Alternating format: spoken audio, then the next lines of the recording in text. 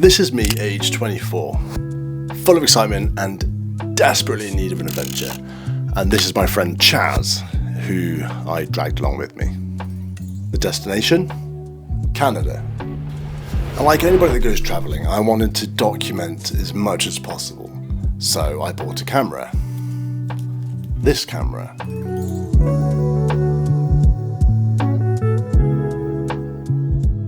Now, I didn't know anything about cameras, and I had a minimal budget, and I picked this up from some little camera shop in Swindon, not too far from here. And I knew I wanted something versatile, something that had more to offer than just the standard point and shoots at the time. And the guy in the shop was very helpful, and he pointed out this, and it had an interchangeable lens system. However, I didn't know how to operate a camera. Didn't know what ISO was, didn't know what aperture was, didn't know what shutter speed was. I didn't know anything. I just knew I wanted this. Now, as soon as I got home, I put this on charge. I wanted to use it straight away. Didn't know how, but I wanted to, and like everyone who's new to photography, it was just an auto, and I took photos of everything. And I mean everything, nothing was safe. The cat's food, the stairs, the bushes outside, the flowers, the sky, friends, family, it didn't matter. If my camera was pointed at it, or if I had my camera with me, I was going to take a photo of it. And over the next few weeks, between getting the camera and going to Canada, I tested myself as a would-be photographer. Had no idea what I was doing, not a clue. Roll forward a few weeks, and the taxis arrived to take me and my friend Chaz to the airport before heading off to Canada.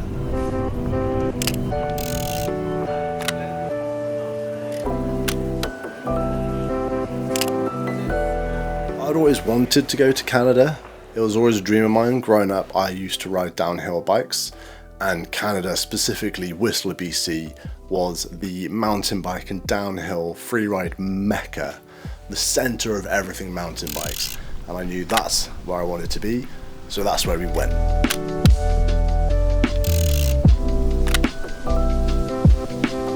Anyway, before we knew it, we were on the plane and on our way to Canada.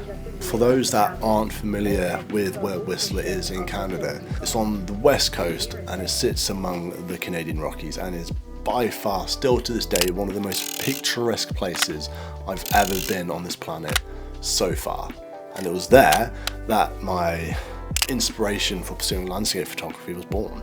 To put into context how new I was to photography, I didn't know what RAW was. I was shooting JPEG for the longest time, and even now when I go back and look at old files, I forgot how long I was shooting JPEG for.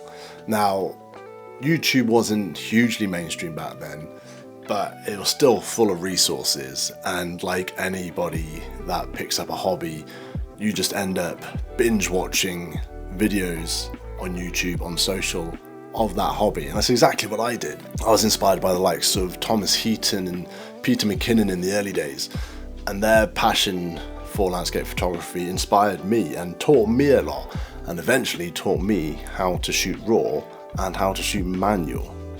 And I think that's kind of where everything changed, and the camera became so much more than just this fancy bit of glass, plastic and metal. And since coming back from Canada in 2015, over a decade ago now, I've spent as much time as I can outside photographing landscapes, because I'm still as passionate for it now as I was back then, if not more so. Knowing now how to capture those landscapes makes it way more enjoyable. And what started as a hobby has led me to what I do now.